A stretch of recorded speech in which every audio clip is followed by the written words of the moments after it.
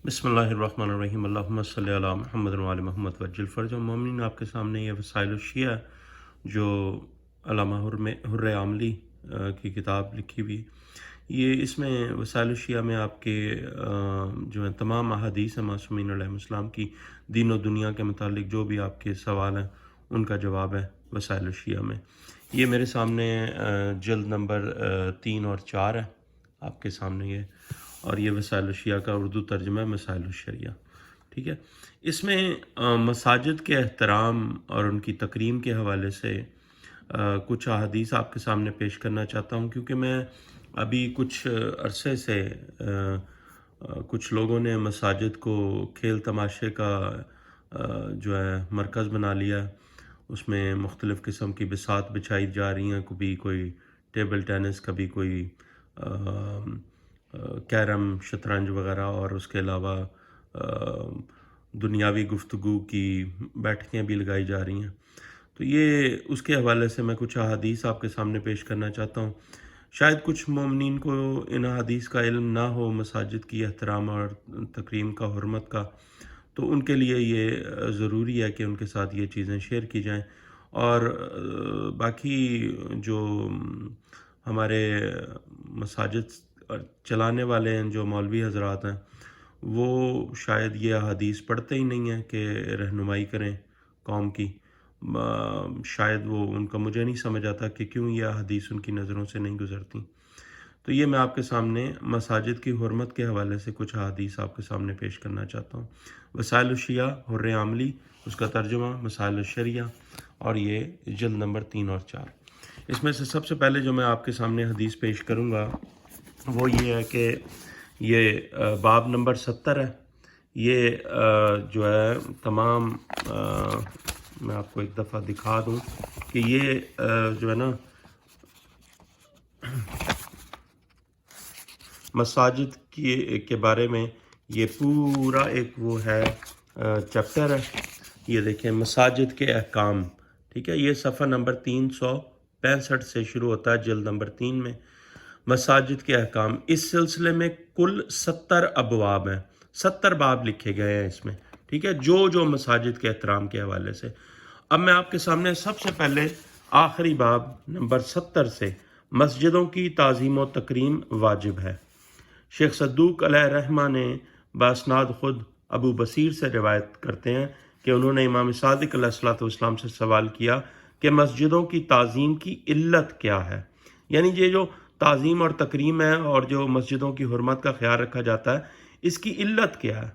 ठीक है, यहाँ से मैं शुरू कर रहा हूँ, बाकी हदीस आपके सामने बाद में शेयर करूँगा कि ये इल्लत क्या है, कि क्यों हम मस्जिदों का एहतराम और तकरीम करते हैं, हुर्मत का ख्याल रखते हैं। मासूम ने फरमाया, इमाम सादिक अलैहिस्सलाम अल्लाहुम्मा सल्लि अला मुहम्मद व आलि मुहम्मद वज्जिल फ़रजहुम ने फरमाया, मस्जिदों की ताज़ीम और तकरीम का इसलिए हुक्म दिया गया है कि वो ज़मीन पर अल्लाह के घर हैं।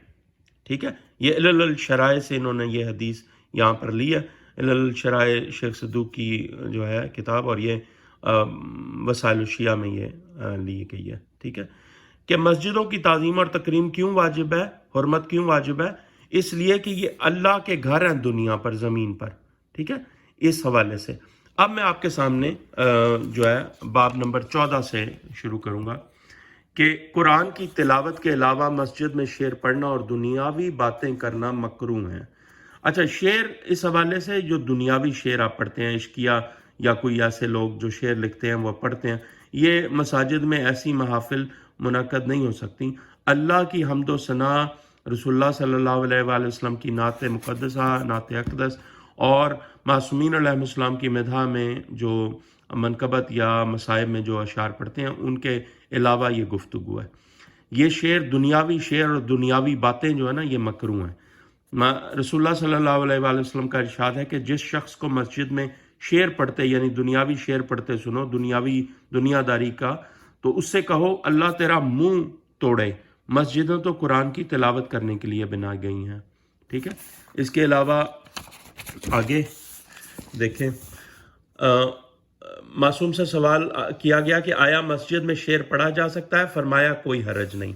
यानी कि ये वाज़ेह है कि यहाँ पर जो रसूलुल्लाह सल्लल्लाहु अलैहि वसल्लम ने जिस शेर की ममानत की है وہ دنیاوی شعر ہیں، دنیاوی شعر ہیں.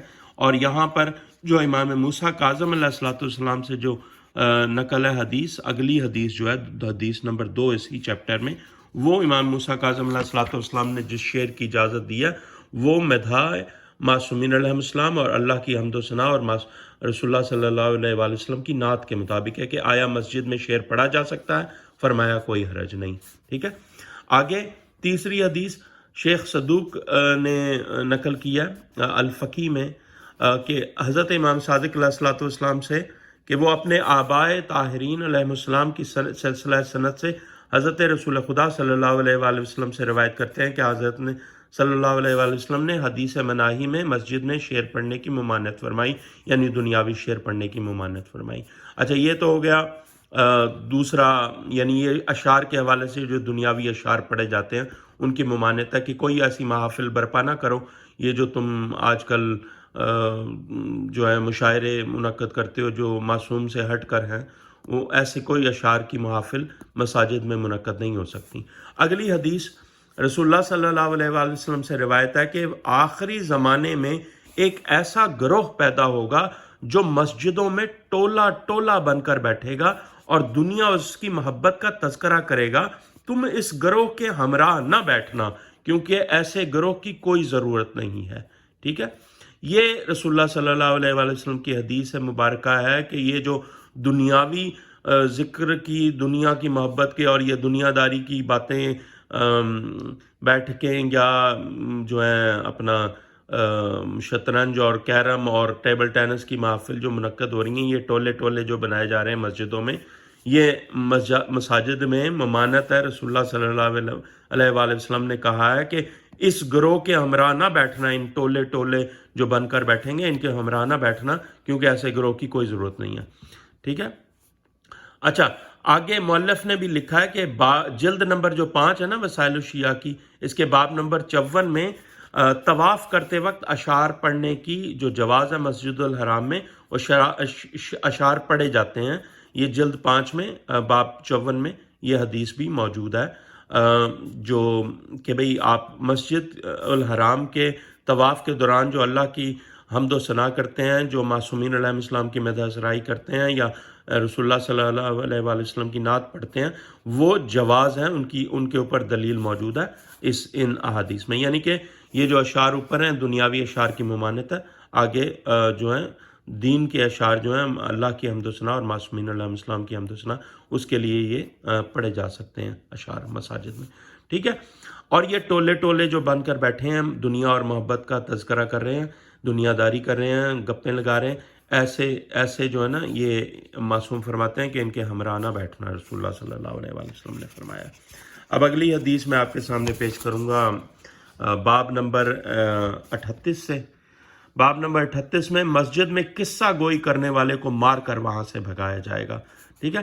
یہ جو دنیا داری کے قصے لے کے بیٹھے ہوئے ہیں مساجد میں، یہ امام صادق علیہ الصلوۃ والسلام سے روایت ہے. فرمایا کہ ایک بار حضرت امیر المومنین علی علیہ الصلوۃ والسلام نے مسجد میں ایک قصہ گو کو قصہ گوئی کرتے ہوئے دیکھا. یعنی دنیا میں جو قصے کہانیاں ہیں نا، وہ قصے کہانیاں بیان کرتے ہوئے دیکھا تو پہلے اسے کوڑے سے پیٹا اور پھر اسے وہاں سے نکال دیا. ٹھیک ہے. یہ دنیا کے جو قصے کہانیاں شروع ہو جاتے ہیں وہاں پہ، یہ مساجد کا احترام نہیں ہے، وہ تقدیس نہیں ہے، ان کی تکریم نہیں ہے. اگر معصومین علیہ السلام کے حوالے سے کوئی آپ ذکر کر رہے ہیں، کوئی تاریخ بتا رہے ہیں، کوئی گزری ہوئی روایتیں بتا رہی ہیں، وہ ایک اور چیز ہے کیونکہ آپ مولا کا اور اللہ کا ذکر کر رہے ہیں، وہ دین کی. لیکن یہاں پر دنیاوی قصہ گو جو ہے، قصے کہانیاں دنیا کے حب میں لگے ہوئے ہیں، دنیا داری باتیں شروع ہوئی ہیں، قصے کہانیاں آپس میں ایک دوسرے کو سنائی جا رہی ہیں، یہ ان کے لیے علی علیہ الصلوۃ والسلام نے ایسے شخص کو کوڑے سے پیٹا اور پھر اسے مسجد سے نکال دیا. ٹھیک ہے. یہ باب نمبر 37 ہے. اب آپ کے سامنے وہی جو حدیث میں نے پہلے پیش کی تھی کہ امام صادق علیہ الصلوۃ والسلام سے مسجدوں کی علت کیا ہے تحریم اور تکریم کی، وہ یہ ہے کہ آپ نے اللہ کے وہ گھر ہیں زمین پر جو آپ نے اس میں اس لیے تعظیم اور تکریم کی جاتی ہے ان کی. اور یہ باب نمبر 27 ہے. اس میں جو ہے شیخ طوسی نے باسناد خود علی بن اسبات سے اور بعض رجال سے اور امام صادق علیہ الصلوۃ والسلام سے روایت نقل کیا کہ مولا نے فرمایا اپنی مسجدوں کو خرید و فروخت، پاگلوں، بچوں، احکام نافذ کرنے، گمشدہ چیزوں کے اعلانات کرنے، حدود جاری کرنے اور بلند آواز کرنے سے بچاؤ۔ یعنی کہ اپنی مساجد کو نا کوئی دنیاوی کاروبار نہ بناؤ، ہیں مساجد میں کوئی خرید و فروخت، یہ جو نیلامیاں آپ کر رہے ہیں ظاہری طور پر بڑی اچھے کام کر رہے ہیں آپ، یہ کوئی مساجد میں ان کی ممانعت ہے۔ اور پاگلوں یہ جو حرکتیں شروع ہوئی ہیں، بچے جو دین میں کسی قسم کا علم نہیں رکھتے، جو یہ احادیث نہیں پڑھتے، وہ بچے ہی ہیں ایک طرح دین میں، ان کو پتہ ہی نہیں ہے کخ کہ بھئی یہ کرنا کیا ہے دین میں، یہ مساجد کا احترام اور تکریم کیسے ہے، کیا واجب ہے، یہ گمشدہ چیزوں کے اعلان کرنے، حدود جاری کرنے، بلند آواز سے بچاؤ۔ کیا آپ جو یہ گپیں لگانے بیٹھ جاتے ہیں مسجد میں، یا آپ جو یہ محافل برپا کر رہے ہیں شطرنج کی، کیرم کی یا ٹیبل ٹینس کی، ان میں شور نہیں ہوگا بلند آواز سے؟ ممانعت نہیں ہے بلند آواز جو ہے مسجدوں میں نہیں کی جا سکتی؟ یہ حدیث ہے آپ کے سامنے۔ شور و غوغا کرنا، یہ کوئی آواز بلند کرنا، یہ ممانعت ہے ان کی تمام۔ یہ باب 27 ہے پورا لکھا ہوا ہے اسی مد میں، ٹھیک ہے۔ اگلی حدیث، ایک شخص داعی اللہ کی دعوت پر لبیک کہے اور مسجدوں کو اچھی طرح آباد کرے۔